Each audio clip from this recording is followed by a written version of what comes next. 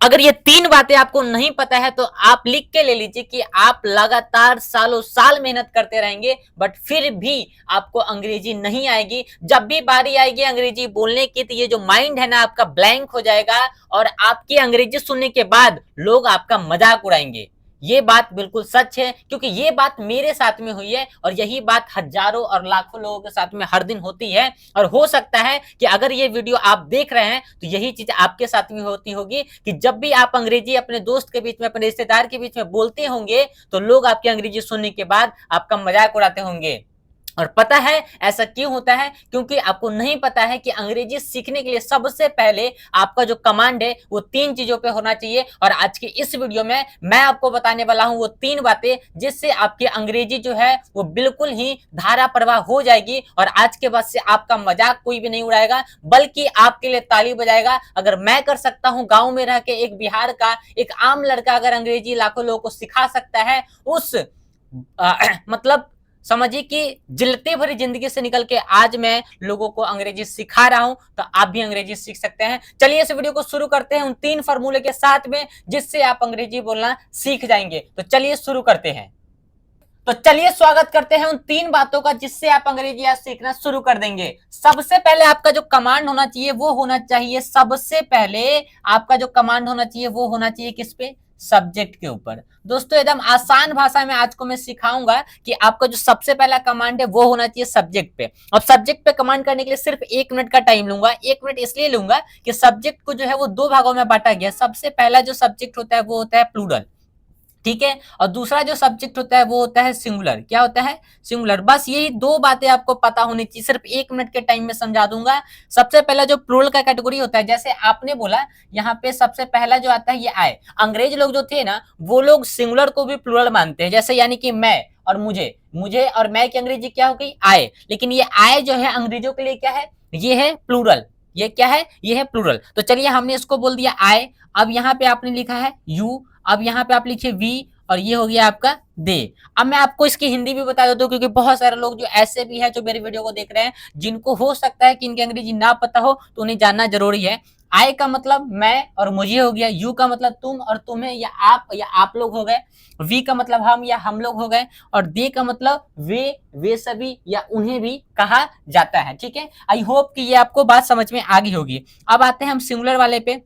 इसमें सबसे पहले आपको बोला ही, फिर बोल देना है सी, फिर यहाँ पे बोला है इट और यहाँ पे लास्ट में आ जाएगा नेम। नेम का मतलब कोई भी दुनिया का जो नाम होगा, राम श्याम गीता गीता पुता जो भी नाम हो वो सब कुछ यहाँ पे आ जाएगा। ही का मतलब होता है वह, यानी कि एक आदमी जैसे वह है, वह अच्छा लड़का है, वह अच्छी लड़की है, वह अच्छा आदमी है, ये सब आप बोलते हैं। इट मतलब यह होता है और नाम का मतलब दुनिया में कोई भी नाम होता है। तो ये आपका सिंगुलर होता है, ये आपका प्लूरल होता है। ये सबसे पहले अगर बात आपको समझ में आ गई तो अब आपको जो अगली बात समझना है वो क्या समझना है? अब आपको इसके बाद समझना है HV यानी कि हेल्पिंग। क्या लिखना है?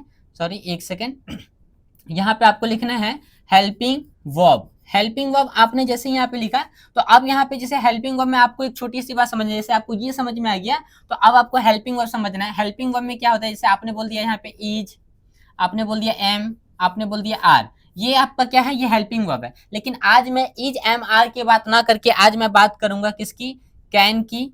ठीक है, और मैं बात करूंगा शुड की। किसकी बात करूंगा? शुड की। ऐसे ही बहुत सारे हेल्पिंग वर्ब्स होते हैं जिनकी टोटल संख्या अगर आप देखेंगे तो 24 होती है। ठीक है, अगर आप कहेंगे तो मैं आपको इसकी एक PDF जो है प्रोवाइड करवा दूंगा। Is am are was were has have had do does did can could shall should will would may might ought to used to dare need must. फिर से एक बार सुना देता हूँ।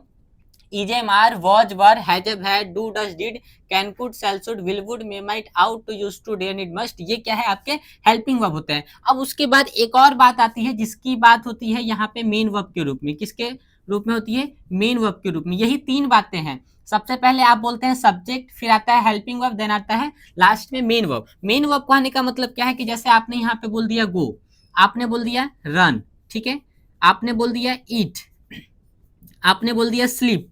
ये सब क्या है? ये सब काम है और काम को ही इंग्लिश में क्या बोलते हैं? Main verb. क्या बोलते हैं? Main verb. और कोई भी इंग्लिश का सेंटेंस हो या हिंदी का सेंटेंस हो या किसी भी भाषा का सेंटेंस हो वो तीन बातों से मिलकर बनता है। कैसे बनता है? सबसे पहले सब्जेक्ट, फिर हेल्पिंग वर्ब, उसके बाद मेन वर्ब। तो आज की ये जो वीडियो है ये बहुत ही जबरदस्त वीडियो होने वाली है, क्योंकि आज की इस वीडियो में इन तीनों का इस्तेमाल करके हम लोग सेंटेंस बनाएंगे और मैं आपको बताऊंगा कि आप ट्रांसलेट तो कर लेते हैं कैसे भी करके हिंदी में कॉपी पर, बट जब बोलने की बारी आती है तो आप कंफ्यूज हो जाते हैं। वो भी आपकी दिक्कत जो है आज मैं इस वीडियो में खत्म कर देने वाला हूं दोस्तों। अब उसके बाद जो है मैं थोड़ा सा आपको बता देता हूँ, अथी मिटावे वाला उधर से लेता हूँ। तो मैं आपको बता देता हूं कि भाई ये अब कैसे इसके थ्रू जो है हम लोग सेंटेंस बनाएंगे, ये सबसे पहले आपको समझने की जरूरत है। अब हम लोग क्या है, सबसे पहले इसको मिटाते हैं, ठीक है। अब इसके बाद हम आपको बताते हैं कि भाई अब आप यहाँ से सेंटेंस कैसे आसानी से एकदम बनाएंगे। एक बच्चा भी अगर मेरी वीडियो को देख रहा है तो वो भी आज के बाद से आसानी से सेंटेंस बना पाएगा। सेंटेंस बनाने के लिए आपको क्या करना है, सबसे पहले तो आपने 3 बातें समझ ली। अब जैसे ही आपने 3 बातें समझी तो अब इसके बाद आपको करना क्या है, सिर्फ आपको एक छोटा सा काम करना है। आपको क्या करना है कि आपको 3 सेंटेंस यहाँ पे समझना है कि सबसे पहला जो सेंटेंस होता है वो होता है आपका पॉजिटिव सेंटेंस, ठीक है। सेंटेंस भी कई प्रकार के होते हैं, 3 प्रकार के होते हैं।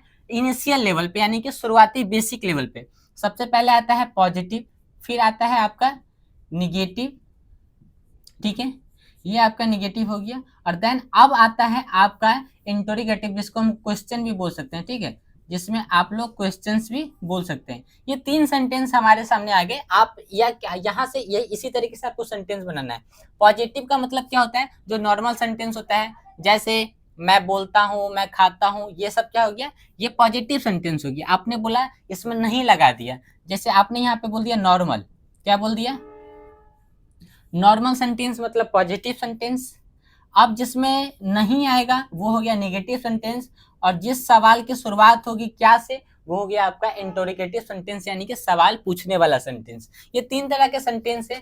अब पॉजिटिव सेंटेंस को आपको कैसे बनाना है, पॉजिटिव सेंटेंस को आपको बनाना है, सबसे पहले उसमें क्या आएगा, सेंटेंस की शुरुआत किससे होगी, सब्जेक्ट से, प्लस उसके बाद आपको क्या करना है कि सीधा आपको उल्टा कर देना, यानी कि लास्ट में चले जाना है, subject plus last, subject plus last में आपको जाना है, ठीक है। ये मैं आपको बताऊंगा कैसे करना है। उसके बाद जैसे ही आप आएंगे निगेटिव पे, तो आपको निगेटिव में क्या करना है, सबसे पहले जैसे सब्जेक्ट आएगा, सब्जेक्ट के बाद आपको प्लस क्या करना है कि जैसे ही आपने बोला सब्जेक्ट प्लस लास्ट, और उसके बाद 3 नंबर पे आपको क्या करना है, आपको लगा देना है नॉट, ये नहीं लगाना है, ठीक है। वो मैं आपको बताऊंगा। और उसके बाद सब कुछ क्या रहेगा, सेम ही रहेगा।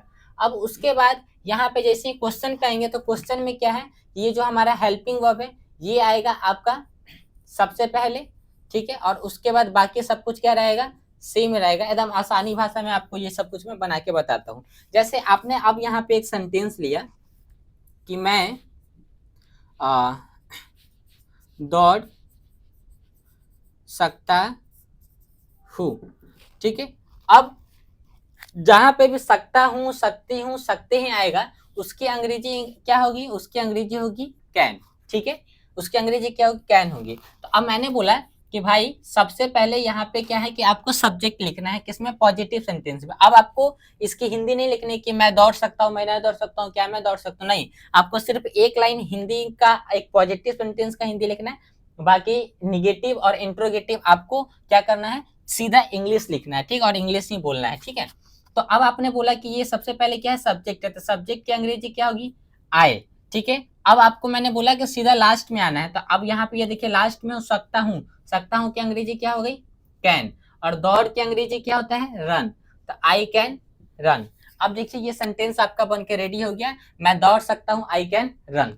ये पॉजिटिव सेंटेंस था, बिल्कुल ये नॉर्मल सेंटेंस। अब नेगेटिव में आएंगे तो नेगेटिव में क्या है, आपको सब्जेक्ट के बाद क्या करना है, 3 नंबर पे नॉट लगा देना है। जैसे अब हम इसका नेगेटिव बनाएंगे तो सबसे पहले आपको क्या करना है, यहाँ पे आपने आई लगा दिया, फिर आपने यहाँ पे क्या किया, कैन लगा दिया। अब कैन के बाद सीधा रन नहीं लिख के आपको क्या लिखना है, 3 नंबर पे नॉट, और उसके बाद यहाँ पे रन लगा देना है।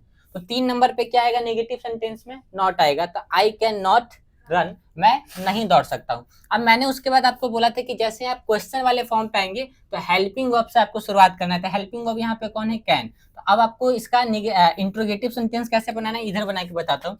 सबसे पहले आपको यहाँ पे क्या लिखना है, कैन। अब उसके बाद जो जैसे है आपको सेम लिख देना है, ठीक है। तो देखिए यहाँ पे इस वाले सेंटेंस को, अब इसमें नॉट नहीं लाना है, ठीक है। तो अब यहाँ पे देखिए यहाँ पे हो गया कैन, अब कैन, उसके बाद यहाँ पे क्या बच गया आपका आई, और रन बच गया। तो आपको यहाँ पे बोला कैन आई रन, और यहाँ पे आपको एक क्वेश्चन मार्क दे देना है। तो कैन आई रन, क्या मैं दौड़ सकता हूँ? तो I can run, I can not run, can I run. ठीक है, आप इसी तरीके से क्या कर सकते हैं, सिर्फ इसको चेंज कर दीजिए, I can go, I can not go, can I go.